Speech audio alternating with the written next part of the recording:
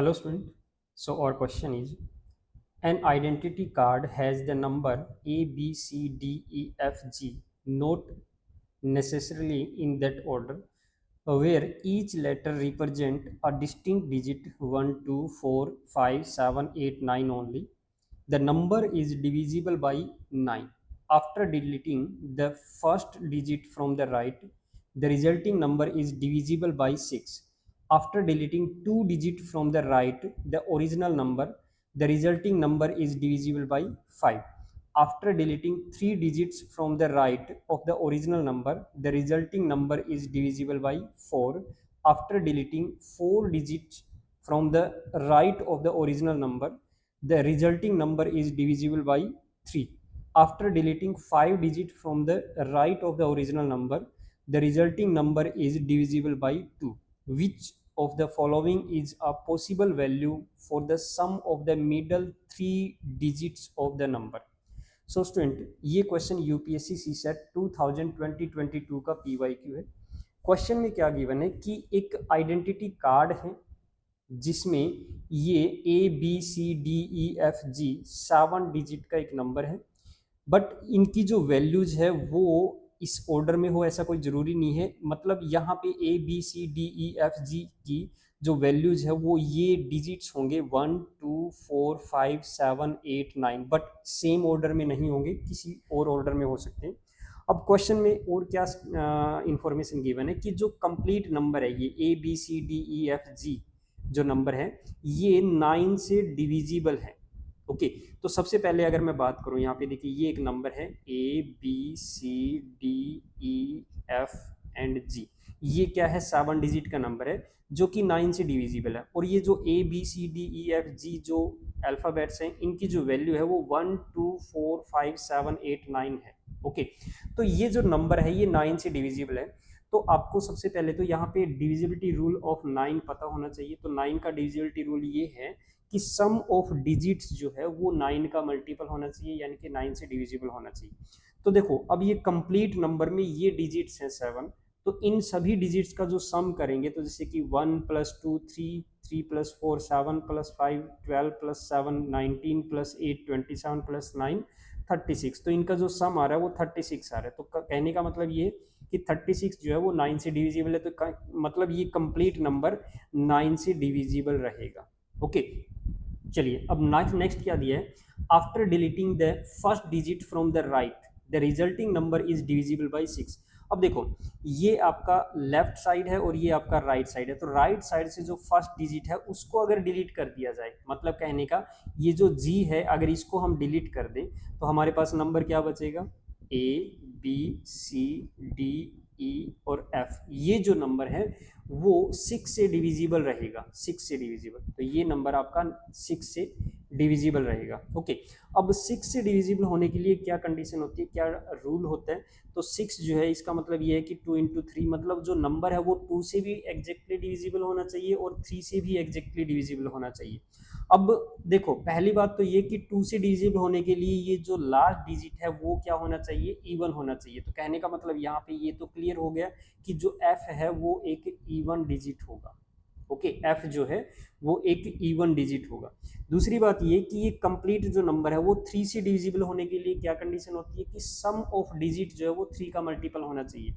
अब देखो ये सभी डिजिट्स जो हैं इनका जो सम है वो 36 आ रहा था, तो 36 में से एक ऐसा डिजिट हमें डिलीट करना है इनमें से जिससे कि जो रिमेनिंग वैल्यू बचे यानी रिमेनिंग सम बचे, सम ऑफ डिजिट बचे, तो वो 3 से मल्टीपल होना चाहिए। ठीक है, तो अब देखो इन सभी नंबर्स में सिर्फ एक 9 ऐसा डिजिट है जो 3 का मल्टीपल है। अगर मैं 9 को डिलीट कर दूं तो बाकी का जो सम है यानी कि बाकी का सम क्या रह जाएगा, देखो इसमें से 9 माइनस कर देंगे तो 27 बचेगा, तो 27 जो है सम ऑफ डिजिट बचेगा इनका, तो वो 3 से डिविजिबल होगा। तो कहने का मतलब ये है कि अब जी की जो वैल्यू है, जी की वैल्यू जो है वो 9 होनी चाहिए। एक तो ये बात तो क्लियर होगी कि जी की वैल्यू 9 होनी चाहिए, क्योंकि जी को 9 को अगर डिलीट करते हैं तभी ये 3 से डिविजिबल रहेगा, राइट। चलिए उसके बाद जो नेक्स्ट स्टेटमेंट आपकी गिवन है that is after deleting 2 digit from the right of the original number, यानी कि इस साइड से 2 डिजिट अगर डिलीट कर दिया जाए, यानी कि एफ भी डिलीट कर दिया जाए, तो हमारे पास क्या बचेगा, एक नंबर बचेगा ABCDE, ये एक नंबर बचेगा। ओके, अब इस नंबर में क्या गिवन है कि ये जो नंबर है the resulting number is divisible by 5, 5 से डिविजिबल होना चाहिए। अब ये जो नंबर है अगर 5 से डिविजिबल होगा तो कहने का मतलब ये है 5 के लिए कंडीशन क्या होती है कि ये जो ई है वो या तो 0 होना चाहिए या 5 होना चाहिए। अब 0 तो हमारे डिजिट्स में है नहीं, तो कहने का मतलब ये है कि यहाँ से हमें ये पता लग गया कि ई की जो वैल्यू है वो 5 होगी, ये श्योर है।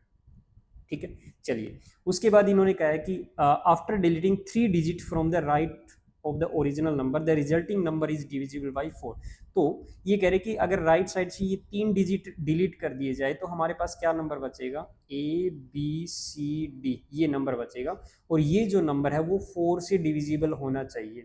अब 4 का डिविजिबिलिटी रूल ये है कि लास्ट 2 डिजिट आपके 4 से डिविजिबल होने चाहिए, यानी लास्ट 2 डिजिट से जो नंबर बनेगा, लास्ट 2 डिजिट क्या है इसमें, C और D, ये जो नंबर है ये 4 का मल्टीपल होना चाहिए। अब देखो आपको ये तो क्लियर हो गया है कि G की वैल्यू 9 है, E की वैल्यू 5 है, तो बाकी के जो डिजिट हमारे पास बचे हैं 5 और 9 को छोड़ के, वो जो बाकी के डिजिट बचे हैं वो क्या क्या है आपके 1 2 4 7 और 8। तो अब 1 2 4 7 और 8 इनसे ऐसे नंबर बताइए क्या क्या बन सकते हैं 2 डिजिट के जो 4 से डिविजिबल हो। तो देखो सबसे पहले मैं 1 और 2 से 12 बना सकता हूँ, 12 4 से डिविजिबल होगा। उसके बाद देखो 1 4 14 नहीं बन रहा, 17 नहीं बन रहा, 18 नहीं बन रहा, 4 से डिविजिबल नहीं है, तो 2 को उठा लीजिए। 2 से 1 21 24 बन रहा है जैसे 24। उसके बाद 2 से 8 पर बन रहा है 28, 28 बन रहा है। उसके बाद 4 को पिक करेंगे, 4 के साथ दूसरा डिजिट अटैच कीजिए 41 42, 4 से डिविजिबल नहीं है, 45 सॉरी 5 तो लेंगे ही नहीं हम, 47 48 एक ऐसा नंबर बन रहा है जो 4 से डिविजिबल है। ओके, उसके बाद अगर मैं 7 को पिक करूं तो 71 72 एक ऐसा नंबर बन रहा है जो 4 से डिविजिबल आ रहा है। ठीक है, उसके बाद जैसे कि 78 नहीं बन रहा, उसके बाद 81 82 84 बन रहा है, एक नंबर जो है वो 84 बन रहा है। तो ये जो नंबर है सी डी की वैल्यू ये हो सकती है जो कि 4 से डिविजिबल हो सकती है, राइट।